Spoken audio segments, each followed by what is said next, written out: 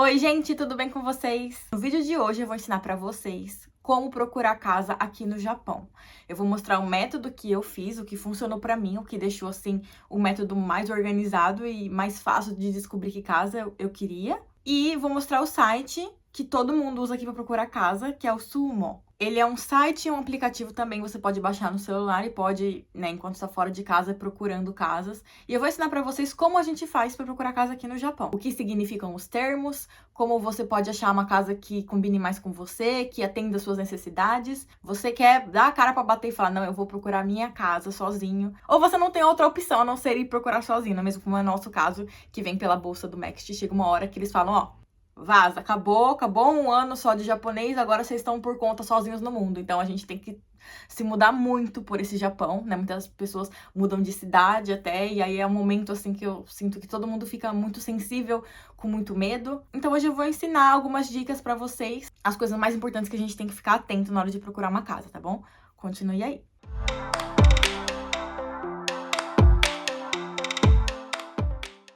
Essa planilha, então, né, inicial que eu vou mostrar pra vocês, não se assustem, né, com esse monte de informação. Na verdade, isso aqui eu deixei pra mostrar pra vocês, justamente, né, são as casas que a gente achou legal no próprio aplicativo e eu coloquei aqui. Então, primeiro eu vou ensinar vocês como fazer essa planilha, né. A gente pode vir no Planilhas Google, né, se você tem uma conta da Google, você pode fazer uma planilha, criar uma planilha pra você. No meu caso, eu coloquei aqui o link do site, de cada casa, o nome do apartamento, em que andar que está a casa. É um prédio de 3 andares e a casa tá no segundo. Coloquei essas informações que são importantes também, vocês vão saber por que depois. Aqui o valor, né, do aluguel. O kanrihi. Vamos falar os termos em japonês então. Yatin é o aluguel. Kanrihi é o valor do condomínio, é o que você paga pra manter.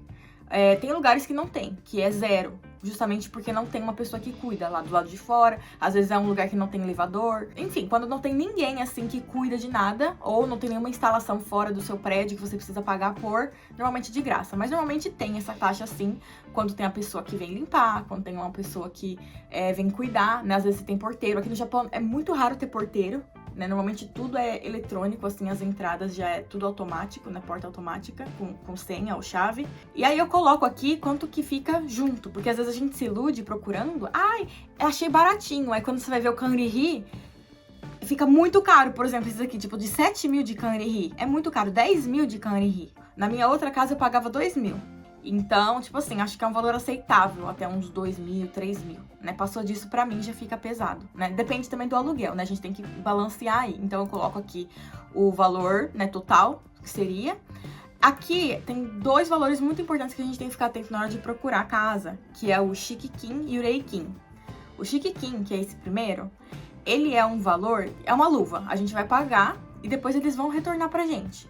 Normalmente para manutenção, para limpeza, para detetização do apartamento. Aí quando a gente sai do apartamento, eles vão fazer, né, verificar como é que foi, quanto, né, que ficou, se tem algum dano, se você quebrou alguma coisa, se tem que trocar piso, se tem que trocar parede. Eles vão calcular desse valor e eles vão ou retirar tudo, você não vai receber esse dinheiro no final, ou eles vão te retornar uma parte. Normalmente é muito difícil retornar tudo esse dinheiro, tá, gente? Então não contem com esse dinheiro no final. Se vier, beleza, mas assim, não fiquem, porque eu vou, né, tá no limite ali do dinheiro, aí você vai segurando e fala, não, mas eu tenho aquele dinheiro lá que vai voltar quando eu sair da casa. Não vai, tá? Não vai voltar tudo. Normalmente o que volta é bem pouquinho mesmo. Então, é um dinheiro, né? Normalmente é o valor de um aluguel, como vocês estão vendo aqui, né, o aluguel. É um valor, assim, inevitável. Tem lugares que você não paga, mas esse aqui, ele é muito raro não ter, tá? A maioria você vai pagar o Shikikin. O Reikin é o kanji de rei, né, de gratidão e de dinheiro. Então, assim, é um dinheiro de gratidão que você dá pro dono. Que não faz sentido nenhum, né? Assim, você precisa pagar pro dono simplesmente pra alugar a casa dele. Você paga um valor igual do aluguel, ou seja, você paga 2 aluguéis. Seria como se você chegasse no primeiro mês já pagando 2 aluguéis pra ele.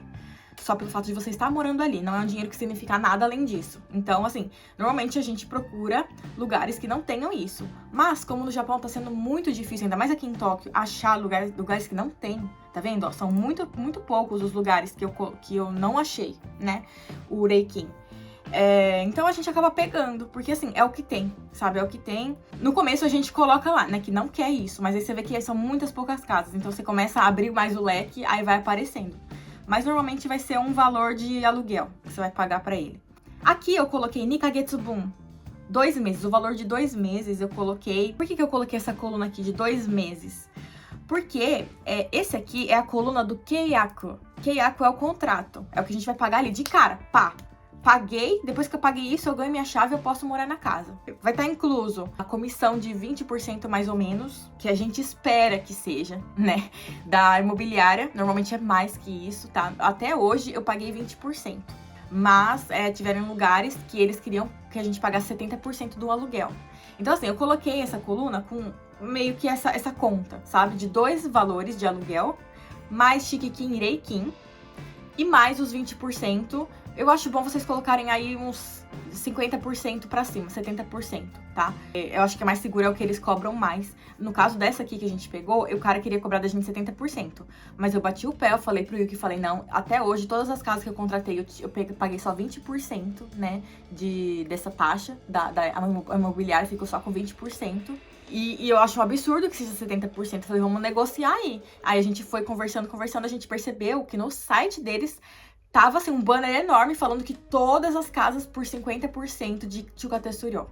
Então a gente falou, não, vamos bater o pé. Eles viram na hora, nem brigaram, nem nada, tipo, não negaram nem nada, já falaram, não, ok, a gente vai baixar então pra 50% pra vocês, né? Tem casas que às vezes é 0%, sabe? Aconteceu um caso que eu vou deixar pra contar em outro vídeo também, da mulher negar a casa na minha cara, porque eu era estrangeira, sendo que o Yuki estava do lado, meu namorado japonês estava do lado, e ela não quis alugar a casa pra gente, tipo, ela ficou lá, na verdade, relutante, sabe? Ela, mas é porque você é estrangeira, né? Tipo, tá, senhora? E aí, eu acho que por causa de todo esse incômodo que teve, toda essa situação chata que teve, o pessoal da imobiliária fez de 0 pra gente. Eles falaram, a gente não vai cobrar taxa se vocês pegarem essa casa. Acho que eles se sentiram responsáveis também por sugerirem essa casa pra gente, sendo que eles não conferiram antes se estava ok, estrangeiro ou não. Então, assim, tem casos que é 0, tem, assim, algumas raridades, mas a maioria vai ser 20%.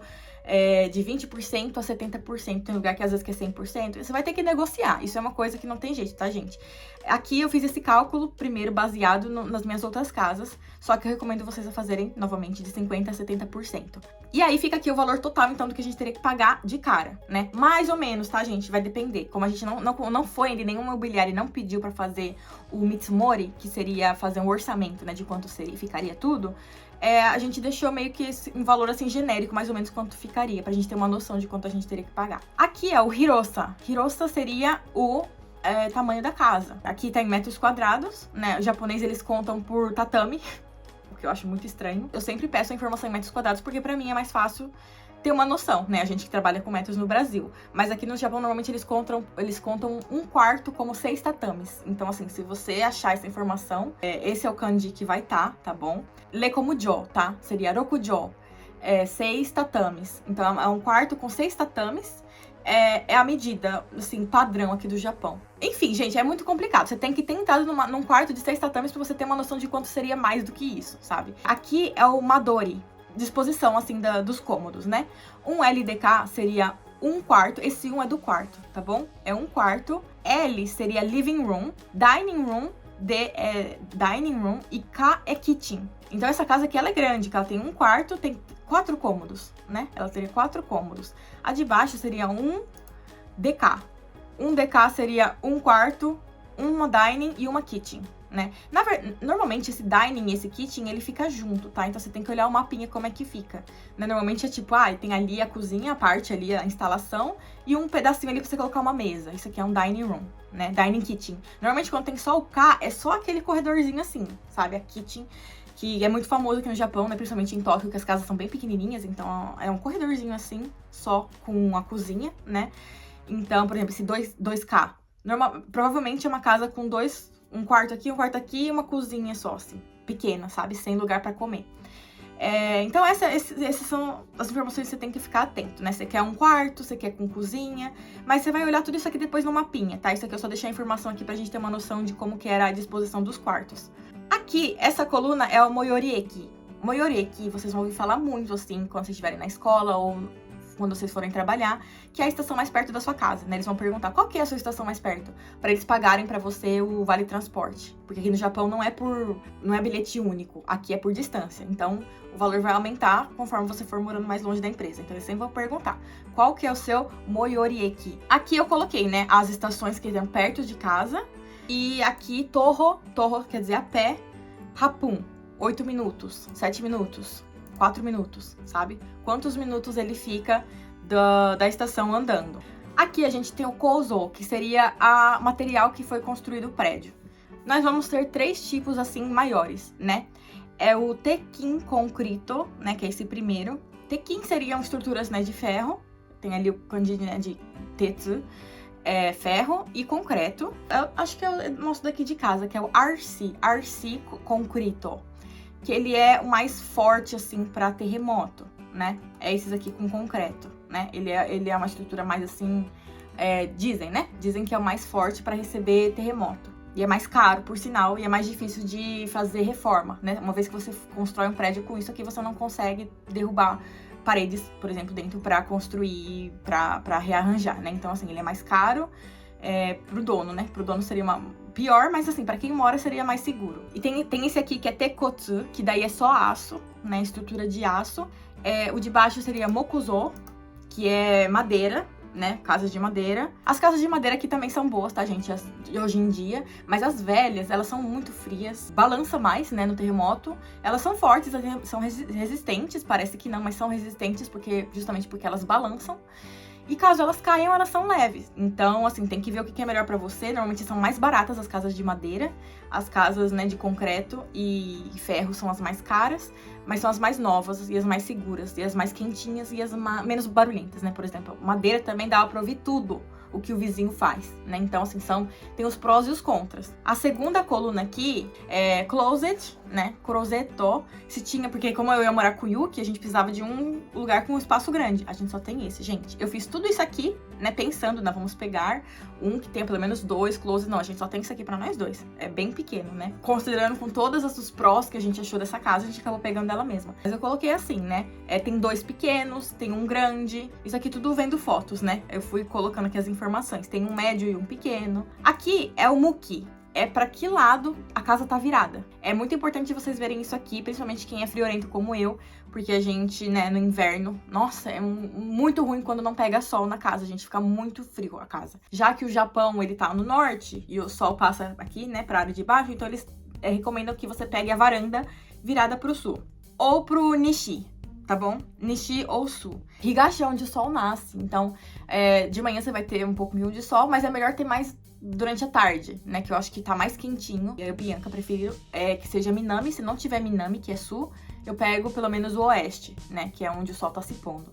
Segunda coluna, então, aqui é de Chikunen. É a construção da casa, quantos anos ela foi construída. Tá vendo? Tem muita casa velha aqui, gente. Mais de 59 anos, 49 anos. A que a gente pegou, ela foi muito boa. Essa casa aqui, ela foi de 2016, né? Então, ela é bem novinha ainda. Mas, assim, tem várias casas, assim, que você vê que, foi reformado dentro e tal, mas o prédio, a estrutura em si, sendo velha, ela fica mais cara por causa de, né, sei lá, eletricidade, encanamento, às vezes como fala? Às vezes dá mofo, dá vazamento. Então, assim, às vezes você paga mais caro pegando uma casa muito velha. Então, tem que dar uma olhada nisso aí também. Tenta pegar uma casa, assim, de uns 20 anos pra cá. E ainda tem outra coisa. Se eu não me engano, teve o terremoto de 1995. Não, foi antes disso. Teve um outro terremoto antes disso. Teve um terremoto que, a partir desse ano, desse terremoto, eles começaram a fazer as casas à prova, né? Mais resistentes pra terremoto. Então, se você pega uma casa muito antes desse tempo, ela vai ser muito mais barata, mas ela é muito mais perigosa. Então, assim, tem que ficar atento nessa data. E como eu não ia deixar vocês na mão, não é mesmo? Eu trouxe aqui a informação de um site muito interessante que fala sobre a relação de construção das casas do Japão com os terremotos que vieram acontecendo. O site ele fala um pouco desse terremoto de 1926 que aconteceu em Tóquio e Yokohama e esse de 1981, que são os mais importantes, assim. O mais importante é o de 26, que foi quando eles perceberam que eles precisavam mudar a estrutura das casas, e esse de 81 foi quando realmente eles criaram uma lei para que todas as casas a partir desse ano fossem construídas com concreto reforçado e colunas de aço. Eu achei esse site muito legal, tem bastante informação interessante, nova para quem não conhecia, sobre os terremotos e as casas no Japão. Então eu deixei um QR Code aí, se você quiser saber mais. É só escanear pelo seu celular e você consegue ter acesso a esse site. Agora voltando para nossa planilha. Olha isso aqui, gente, 3 anos, uma construção de 3 anos só, mas olha só quanto que ia ficar. 130 mil o aluguel. Vocês estão vendo aqui os preços, né? Tóquio é bem carinho mesmo, tá? Isso aqui tudo é Tóquio. Não é a região central ali, Shibuya, Shinjuku, porque isso aqui ainda é barato pra lá.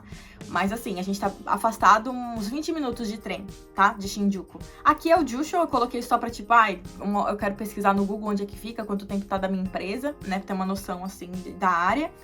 Se é uma área segura também, se é uma área barulhenta, se é uma área que tem perto do trem também. Muito importante ficar atento nisso, tá, gente? Você vai estar lá, vai ver no mapa, na linha do trem, se tiver uma casa muito próxima, é muito barulhento, tá? Normalmente essas casas são mais baratas, mas pensa que desde as 4 da manhã até 1 da manhã vai ficar passando trem lá. E às vezes tem cruzamento também, então fica aquele pim, pim, pim, pim. Tentem evitar essas casas muito perto do trilho do trem. Esse aqui é a Fudosan, porque assim, o site que a gente vai pesquisar é um compilado de todas as imobiliárias do Japão. Então aqui eu coloquei qual que é a imobiliária que tem, né, que tem direito a essa casa. Normalmente tá escrito. E aí você consegue, né, entrar em contato com ela diretamente, né, pelo telefone, ou você faz o yoyaku, né, reserva para ir ver a casa, para ir conversar com eles no próprio site do Sumo. E aqui são, como eu e o que a gente ainda não tava morando junto, né, a gente só tinha essa planilha para ficar conversando, para ficar vendo, colocando informação, a gente colocava aqui, esse aqui eu gostei, esse aqui eu não gostei, né? Esse aqui tá ok, esse aqui tá mais ou menos. Então, assim, foi pra gente ter uma noção de quais são as nossas preferidas dentro de tudo. Porque você monta a lista, você fica perdido ainda, né? Você fala, tá, como é que eu vou dar prioridade? Então, assim, o que eu faço é colocar esse filtro aqui em cima. Pra quem não sabe, é esse, né? É esse botão. Você vai selecionar a sua a linha, né, que você quer. Por exemplo, eu quero essa linha. Removi o filtro. Vou colocar de novo. Você seleciona a linha, coloca aqui o filtro, ele vai filtrar. Por exemplo, eu quero filtrar aqui por A a Z. Vou classificar de A a Z, ele vai classificar do Yatin, né, do aluguel mais barato pro aluguel mais caro pra mim. Então, assim, eu fui fazendo isso coluna por coluna, primeira coluna. Gente, isso aqui é super básico, tá? Eu só tô ensinando assim porque eu sei que tem gente que não é muito das tecnologias, né, não faz ideia de como fazer isso. Então, né, pra facilitar, né, estou ensinando coisas básicas, assim. Pessoal mais avançado aí, né, tenham paciência. Aí você fez isso aqui com a coluna do Yatin, eu coloquei assim, até 100 mil tá bom, né? Conversei com o Yuki e falei até qual o valor que a gente quer pagar no Yatin. A gente quer pagar até 100 mil, porque daí ficaria 50-50. Aí, depois você vem aqui no Kanri, A a Z. Esse aqui são os mais menores, né? Mas pra mim o que importava mesmo era esse final, né? Então eu coloquei aqui, de A a Z. Esses em amarelo, eu fui marcando, né, ok, até 100 mil, o valor do Kanri com o Yatin, vai ficar esse valor aqui, e esses em laranja são os piores, tipo assim, são os mais caros, né, fui fazendo assim. Os que classifiquei pelos que não tinham, o Reikin e o mais caro. Aqui também classifiquei pelo qual seria o valor, né, tecnicamente mais barato pra gente pagar no contrato. Olha, gente, a diferença. Mais do que o dobro da casa mais barata que a gente achou pra casa mais cara. Então, por isso que é importante fazer esse tipo de tabela, porque às vezes você fica olhando só fotos, você fica encantado com as casas. Vocês vão ver, assim, eu não vou conseguir abrir as casas que eu já escolhi aqui do link, porque já faz muito tempo, né? Isso aqui fazem 5 meses já. Então essas casas provavelmente não estarão mais, né, disponível no site. Fevereiro e março é a época que tá todo mundo já indo pra casa, pra casa nova, né? Porque é começo de ano letivo em abril. Aqui é em abril, né? 1º de abril já começam as aulas. Então, parece mentira, né? Então aqui, puxando um parênteses, eu acho que a boa época, assim, pra vocês procurarem casa é no finalzinho do ano. Eu sempre fui procurar lá pra novembro, dezembro, no máximo. Porque as casas fecham, né, muito rápido nesse ano e as pessoas já estão indo se mudando em fevereiro, né? Fevereiro, março no máximo. Mas assim, começo de janeiro já tá... Imobiliárias ficam loucas, assim. Cheia de gente, cheio de reserva. Então é mais difícil encontrar casa. Fui fazendo a mesma coisa pro Hirosa, né? Essas aqui são os quartos menores, os quartos maiores.